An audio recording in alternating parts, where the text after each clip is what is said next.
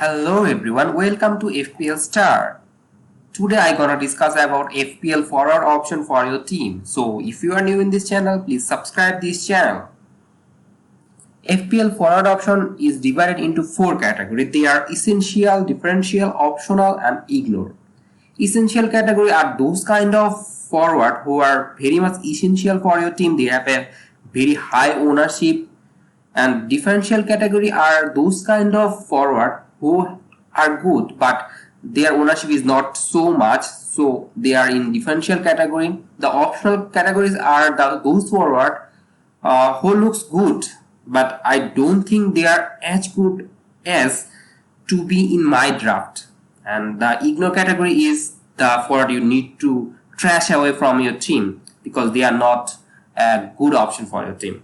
Now let's move on to the main portion, and the first essential forward is Erling Haaland. He's 11.5 million value. Erling Haaland is essential because if you go for a premium forward, it should be Erling Haaland because Harry Kane in this category 11.5 million is not like Erling Haaland because his fixture is good, but if you want to rotate your premium option with Salah, then Harry Kane is not good because in second match Man City will play with Bournemouth but Tottenham would play with Chelsea. So I think Haaland is the best captaincy option in game week 2. So if you go for a premium forward, then Haaland should be the one. And if you look at his stat in Bundesliga last season, 24 match, 22 goal, 8 assists. This is insane. So he is a very good goal scorer. He is super clinical in front of the goal.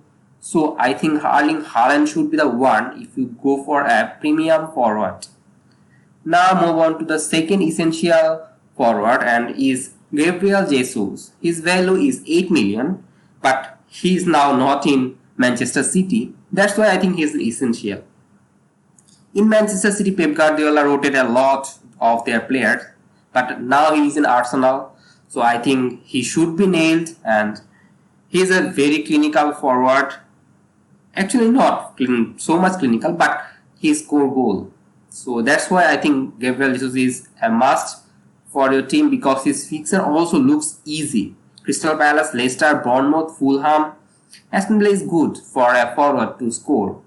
If you look at his last year stat, 28 match, 120 points, 8 goal, 8 assists, point per match is 4.3, which is not so good, but I think this season it will improve because he will play most of the match. So that's why I think Gabriel Jesus is a must own for your team. And if you look at differential option, they are Callum Wilson from Newcastle. His value is 7.5 million. Last season he was injured, so he doesn't play a lot of the match. But now he is injury free, so he will play. And when he play, he score goal. And if you look at Newcastle forward option like Wood, he's a backup option of Wilson. And Saint Maxim plays as an attacking midfielder. So I think if you target any Newcastle player, it should be the Wilson. Then Bruno Guimaraes or Saint Maximum, but first option should be Wilson, and his ownership is now 4.2%. So I think he is a very good differential option because he knows where the net is. The second differential option for your team should be Watkins in forward category because Aston Villa's fixture looks amazing. Bournemouth, Everton, Crystal Palace is good. And if you look at Aston Villa's other asset like Danny Ings, he is not totally nailed, but Watkins is totally nailed. That's why I think Watkins should be your team. And if you look at Aston Villa's midfield like Ramsey or Coutinho, they are not as much attacking as Watkins. They are not in the upper third in the opposition field. So I think Watkins should be the one if you go for a differential option and if you target any Aston Villa forward, and his ownership is now 4.5%, which is very low. That's why I think he's a very good differential option.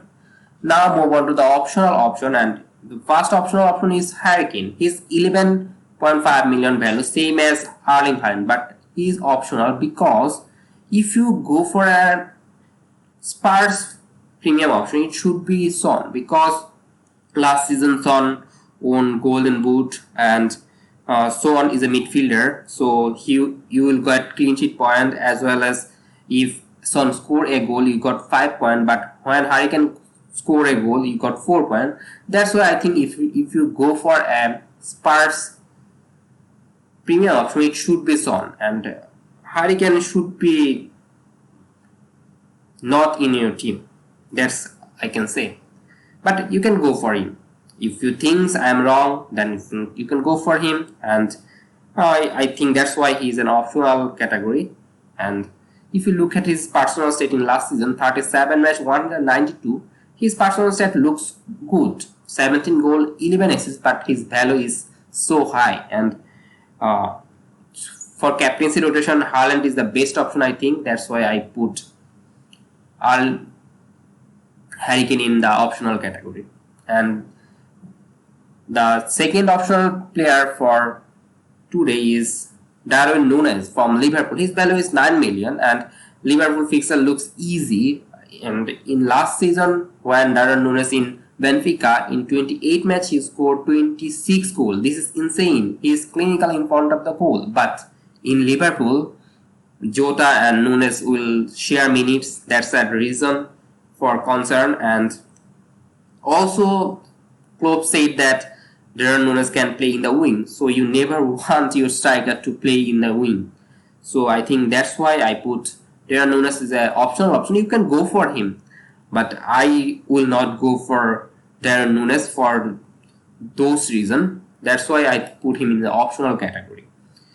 And now move on to our last category and ignore is Ivan Toney. His value is 7 million. His fixture looks okay, but why you should ignore him? Because this season there is no Eriksen, and before Eriksen arrival, Toney's performance is not so good. After Eriksen arrival, Toney scored a lot of goals. That's why his state looks good. But now as Eriksen is gone, I don't think that Toney can score as much as previous season. That's why I think he should be an ignore. And in 7 or 7.5 million, you can go for Wilson, Watkins, even Bamford. So you should ignore Toney for your team.